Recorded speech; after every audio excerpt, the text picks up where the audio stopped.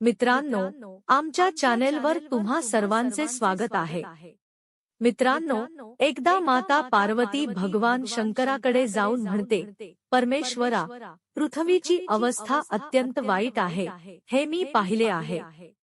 काही महिलांना नशीबवान नवरा मिळाला असून त्या आपले आयुष्य आनंदाने जगत आहेत, तर काही महिलांना दुष्ट स्वभावाचा नवरा मिळाला आहे, त्यामुळे त्याचं आयुष्य दुःखद आहे।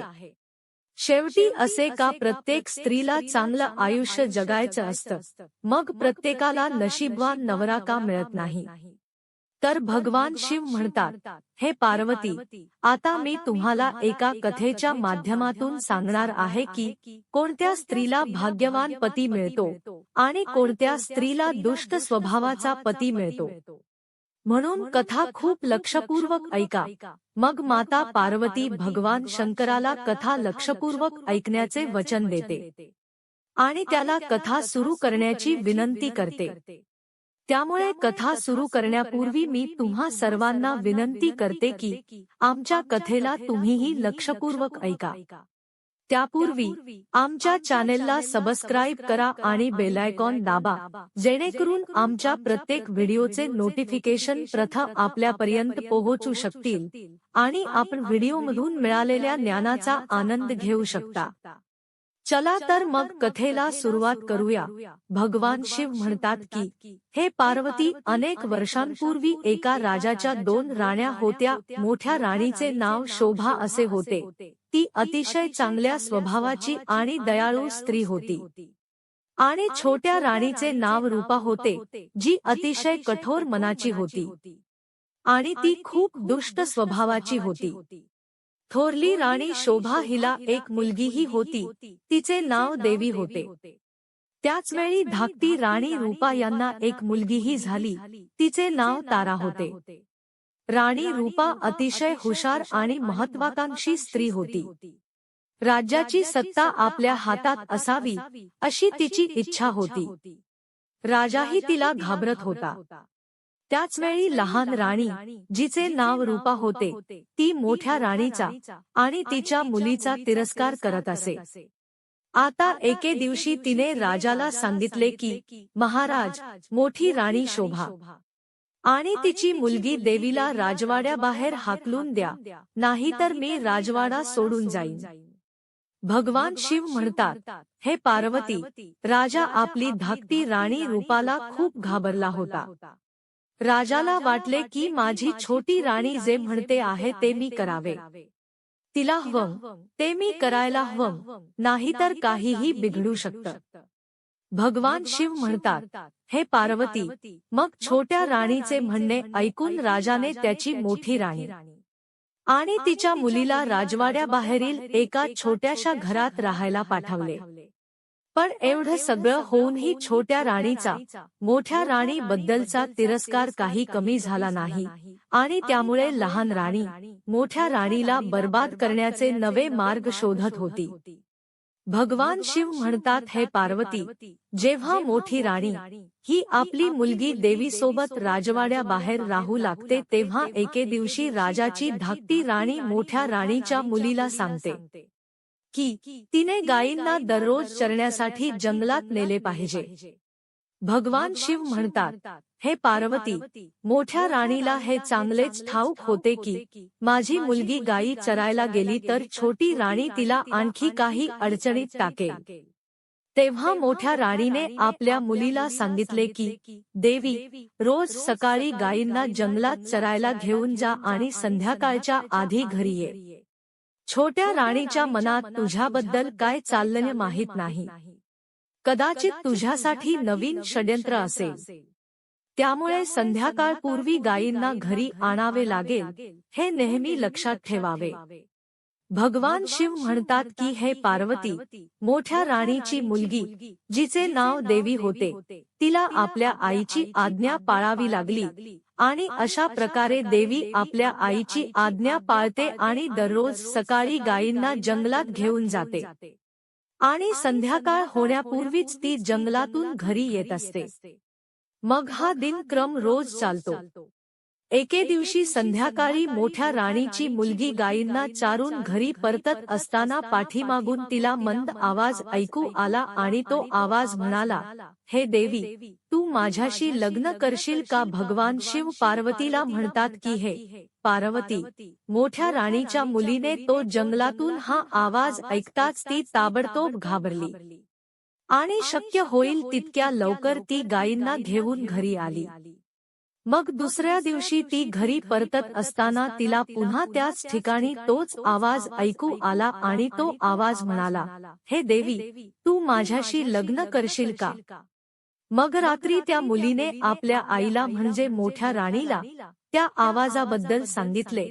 तेव्हा मोठी राणी विचार करत राहिली आणि मग ती आपल्या मुलीला म्हणाली, तू आज जंगलात गायींना चरायला घेऊन जा आणि संध्याकाळी परत आल्यावर आज तोच आवाज पुन्हा ऐकू आला तर तुला फक्त त्याला एक गोष्ट सांगायची आहे.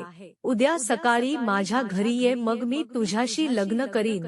पण त्या राणीची मुलगी म्हणाली, मी त्या कोणालाही ओळखत नाही, मग मी कुणाशीही लग्न कसं करणार? तेव्हा मोठी राणी उदासपणे म्हणाली, आज आपण ज्या परिस्थितीमध्ये आहोत त्यापेक्षा वाईट काय असू शकते? हा प्रस्ताव आपण स्वीकारला पाहिजे. देव आपल्याला नक्की मदत करेल. तुझे वडील छोट्या राणीचे ऐकतात म्हणून त्या छोट्या राणीने आपल्या दोघांचेही आयुष्य बर्बाद केले आहे. त्यामुळे आपण दोघं घराबाहेर पडलो.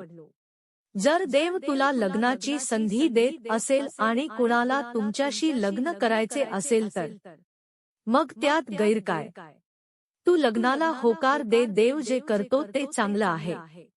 मग मोठ्या राणीचे म्हणणे ऐकून तिची मुलगी गायींना चरण्यासाठी जंगलात गेली होती. तोच आवाज पुन्हा ऐकू आला, तू माझ्याशी लग्न करशील का? मग तो आवाज ऐकून मोठ्या राणीची मुलगी थांबली. तिने मागे वळून पाहिलं पण कोणीच दिसलं नाही. ती खूप घाबरली होती.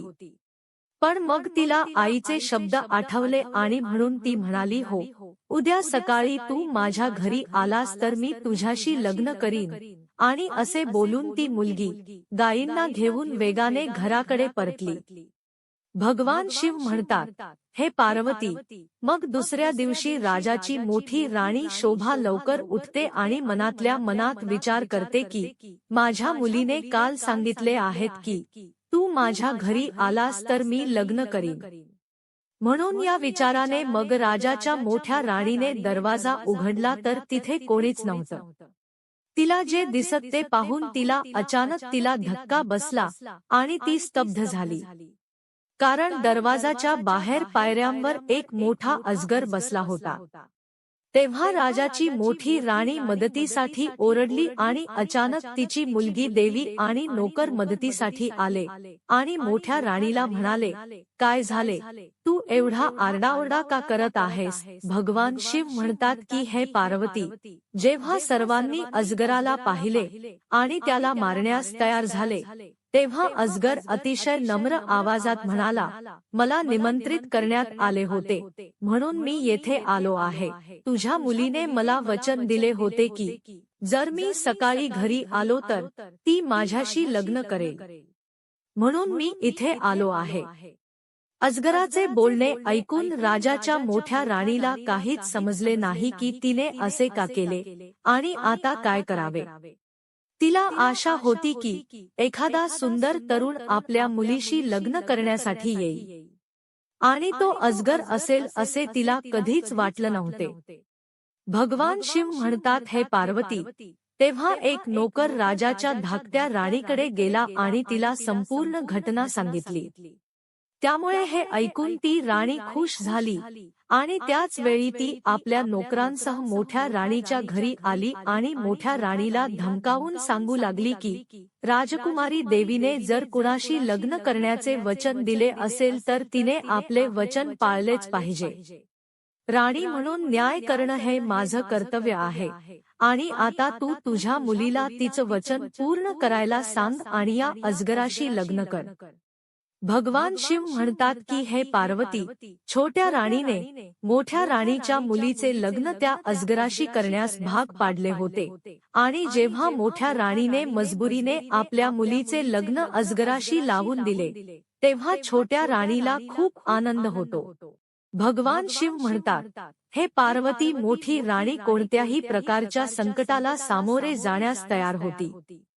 लग्नानंतर अजगर आपल्या पत्नीसोबत त्याच्या खोलीत गेला आणि अजगर जेव्हा आपली पत्नी देवीसोबत एका खोलीत जातो आणि दुसरीकडे मोठी राणी रात्रभर देवाला प्रार्थना करते की हे देवा, सर्व काही ठीक होऊ दे. मोठ्या राणीला रात्रभर झोप लागली नाही आणि तिने सकाळी उठताच दरवाजा ठोठावला.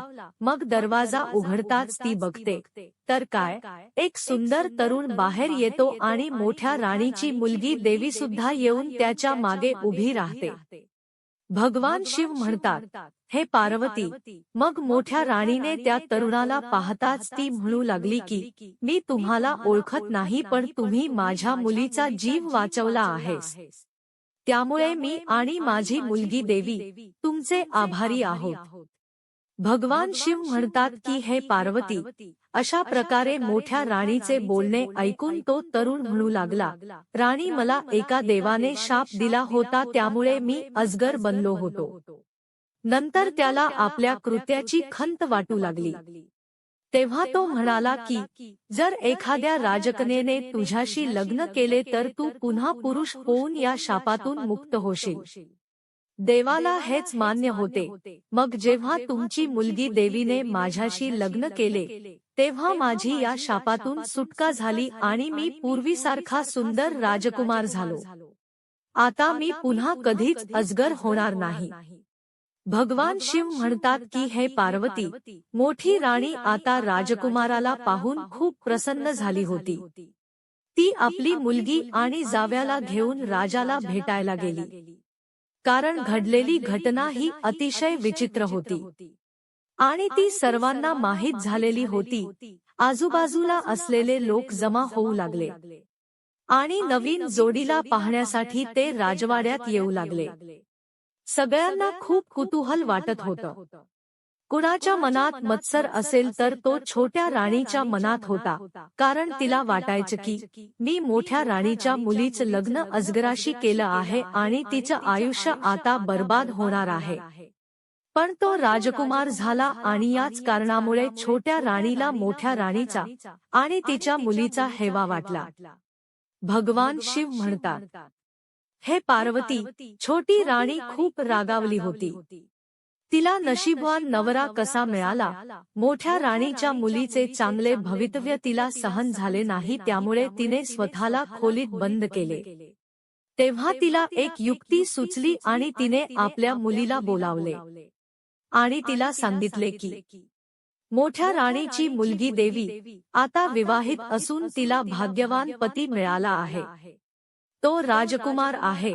आता तुझी पाळी आहे, म्हणून तू एक काम कर. तूही उद्यापासून जंगलात गायी चरायला घेऊन जा. पण छोट्या राणीची मुलगी म्हणू लागली, आई, काय बोलतेस तू? घरात इतके नोकर आहे, मग मी गाय चरायला कशाला घेऊन जाऊ? मी असं कधीच करणार नाही. तेव्हा छोटी राणी रागाने म्हणाली, ही माझी आज्ञा आहे, तुला तेच करावं लागेल. तू जंगलात गायी चरायला जा आणि जंगलात तुला कोणी लग्नाचा प्रस्ताव ठेवला तर लगेच तू लग्नासाठी तयार आहेस असं सांग आणि दुसऱ्या दिवशी आमच्या घरी या, मी तुमच्याबरोबर लग्न करेन असं सांग. भगवान शिव म्हणतात की हे पार्वती, छोटी राणीची मुलगी, जिचे नाव तारा होते, ती या योजनेमुळे घाबरली होती. परंतु छोट्या राणीसमोर काहीच बोलू शकली नाही आणि ती गायींना जंगलात घेऊन गेली आणि तिकडे फिरू लागली आणि तिथे खूप रडू लागली. आणि संध्याकाळी परत आल्यावर छोट्या राणीने विचारले, आज जंगलात तुला कोणी लग्नाबद्दल विचारले का? तेव्हा छोट्या राणीची मुलगी म्हणू लागली, आज मला लग्नाबद्दल कोणीही विचारले नाही. तेव्हा छोट्या राणीने विचारले की जंगलातून काही आवाज आला का? तेव्हा ती मुलगी म्हणाली, आई, मला जंगलातून एकही आवाज आला नाही. भगवान शिव म्हणतात की हे पार्वती, आपल्या मुलीचे बोलणे ऐकून छोटी राणी खूप निराश झाली आणि तिच्या मनात विचार करू लागली, कोण माझी मुलगी ताराला लग्नाचा प्रस्ताव देईल. मग छोट्या राणीने स्वतः अजगर शोधण्याचे ठरविले आणि आपल्या नोकरांना सांगितले की तुम्हाला जंगलात जाऊन अजगर शोधावा लागेल. मग राणीची आज्ञा मिळाल्यानंतर नोकरांनी बराच शोध घेतल्यानंतर त्यांना एक मोठा अजगर सापडला आणि अजगर सापडल्यावर त्यांनी त्याला पकडून राजवाड्यात आणले. भगवान शिव म्हणतात की हे पार्वती, शेवटी राणीची इच्छा पूर्ण केली आणि तिने आपल्या मुलीचे लग्न त्या अजगराशी लावून दिले आणि नंतर लग्नाच्या रात्री छोट्या राणीने आपली मुलगी तारा आणि त्या अजगराला एका खोलीत बंद केले आणि सकाळ होण्याची वाट पाहिली.